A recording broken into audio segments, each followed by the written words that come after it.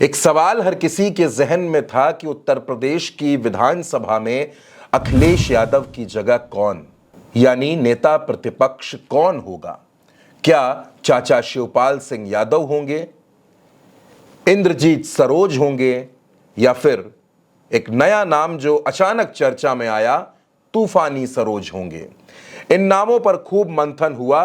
Samajwadi party को समझने वाले, समाजवादी पार्टी की रणनीति को समझने वाले और उत्तर प्रदेश की खबरों की समझ रखने वाले तमाम पत्रकार, तमाम राजनीतिक विश्लेषक और तमाम नेता इस बात पर सहमत होते नजर आ रहे थे कि नेता प्रतिपक्ष पीडीए से ही होगा। यह माना जा रहा था कि इंद्रजीत सरोज के नाम पर मुहर लग जाएगी, लेकिन जब मंथन शुरू हुआ तो कई बातें निकलकर सामने आई और नेता प्रतिपक्ष के चयन करने वाली मीटिंग जो थी, इसके बाद फिर एक 10 मिनट की मीटिंग बुलाई गई। इस मीटिंग में शिवपाल यादव नहीं थे, वो कार्यालय से जा चुके थे।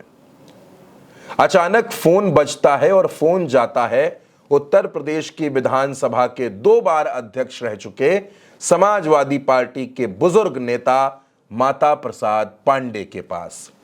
माता प्रसाद पांडे से कहा जाता है कि आप फौरन पार्टी दफ्तर पहुंचे।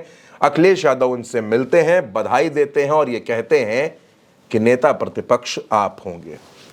अब दोस्तों, हर किसी के जहन में यह सवाल है कि आखिर माता प्रसाद पांडे क्यों। सबसे पहले हम आपको बताते हैं कि आखिर जिन बाकी नामों पर चर्चा हुई उनको यह जिम्मेदारी क्यों नहीं मिली, जबकि अखिलेश यादव इस वक्त पीडीए की नीति पर चल रहे हैं। तो ऐसे में ये ब्राह्मण कार्ड क्यों। दरअसल समाजवादी पार्टी का MY समीकरण हिट हुआ। मुलायम सिंह यादव का ये फॉर्मूला था, मुस्लिम यादव गठजोड़, ये हिट हुआ। समाजवादी पार्टी को सरकार बनाने का कई बार मौका मिला, लेकिन पिछले काफी वक्त से अखिलेश यादव अपनी रणनीति की वजह से पिछड़ते जा रहे थे। इस बार अखिलेश ने रणनीति बनाई पीडीए की, यानी पिछड़ा, दलित और अल्पसंख्यक। इसका नतीजा बेहतरीन आया और उत्तर प्रदेश में समाजवादी पार्टी ने पहली बार लोकसभा की 37 सीटें जीत ली।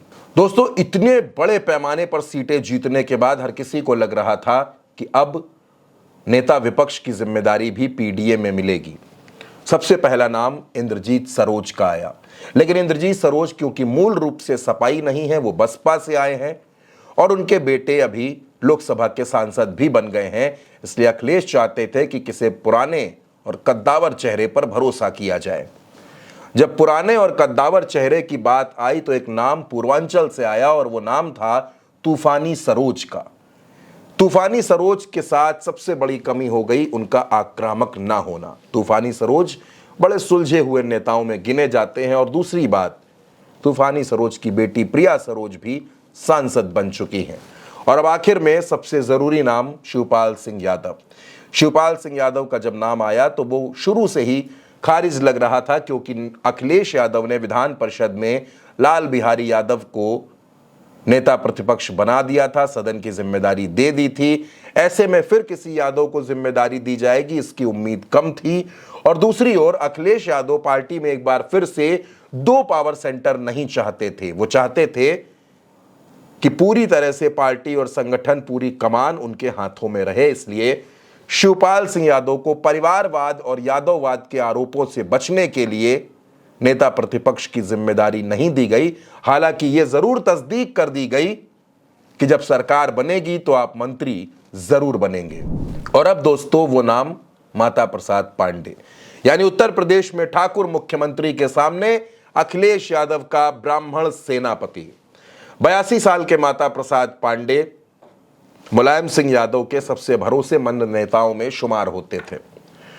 वो 2 बार उत्तर प्रदेश की सरकारों में मंत्री रहे, 2 बार विधानसभा के अध्यक्ष रहे, 7वीं बार विधायक हैं। इटवा की सीट है, जिला सिद्धार्थनगर। माता प्रसाद पांडे 82 साल के बुजुर्ग नेता हैं, समाजवादी पार्टी की नीतियों को बेहतर तरीके से समझते हैं, विधानसभा की कार्यप्रणाली को समझते हैं, नियमावली को समझते हैं और किस तरह से सरकार को घेरा जा सकता है इसे भी बखूबी जानते हैं। सदन चलाने का एक लंबा अनुभव उनके पास है, क्योंकि 2 बार वो स्पीकर रहे हैं और अब वो सदन में योगी आदित्यनाथ को घेरते हुए नजर आएंगे। दोस्तों, उत्तर प्रदेश में ब्राह्मण वोटर्स 115 विधानसभा सीटों पर निर्णायक स्थिति में माने जाते हैं। 9% ब्राह्मण वोटर्स की तादाद मानी जाती है, लेकिन ये उससे भी ज्यादा प्रभावी है। हाल ही में जब राज्यसभा चुनाव में क्रॉस वोटिंग हुई तो समाजवादी पार्टी के विधायक मनोज पांडे, विनोद चतुर्वेदी, राकेश पांडे, ये तमाम विधायक क्रॉस वोटिंग करके भारतीय जनता पार्टी के पाले में खड़े हो गए। ऐसे में एक नैरेटिव सेट किया जा रहा था कि समाजवादी पार्टी ब्राह्मणों की हितैषी नहीं है। इस नैरेटिव को तोड़ने के लिए माता प्रसाद पांडे के तौर पर अखिलेश यादव ने एक ऐसी काट निकाली जिसका जवाब भाजपा के पास नहीं है, और अब वो बहानेबाजी करने के लिए गोलमोल जवाब दे रही है। केशव प्रसाद मौर्य का कहना है कि पीडीए की बात करने वाले अखिलेश यादव असल में पीडीए का सम्मान नहीं करते। दरअसल केशव प्रसाद मौर्य हो या भारतीय जनता पार्टी हो, उन्होंने ये सोचा नहीं था कि अखिलेश यादव ब्राह्मण दांव चल देंगे, लेकिन अखिलेश यादव ने अपने इस मास्टर स्ट्रोक से सिर्फ भाजपा नहीं बसपा को भी हैरान कर दिया है। वो बसपा जो ब्राह्मण, दलित और मुस्लिम कॉम्बिनेशन के दम पर 2007 में पूर्ण बहुमत की सरकार बनाती है, आज मायावती अखिलेश के इस दांव से परेशान हो गई हैं, क्योंकि मायावती को लगने लगा है कि मुस्लिम, यादव और पीडीए का फॉर्मूला पहले ही हिट हो चुका है, और अब अगर ब्राह्मण भी समाजवादी पार्टी के साथ जुड़ गए तो फिर आने वाले चुनाव में, चाहे वो विधानसभा की 10 सीटों का उपचुनाव हो या 2027 का चुनाव हो, हर चुनाव में अखिलेश यादव विरोधियों को पस्त कर सकते हैं। यानी अब मुख्यमंत्री योगी आदित्यनाथ का सामना एक मंझे हुए खिलाड़ी से होगा, जो सदन को समझता है और मुद्दों पर सरकार को घेरने की क्षमता भी रखता है।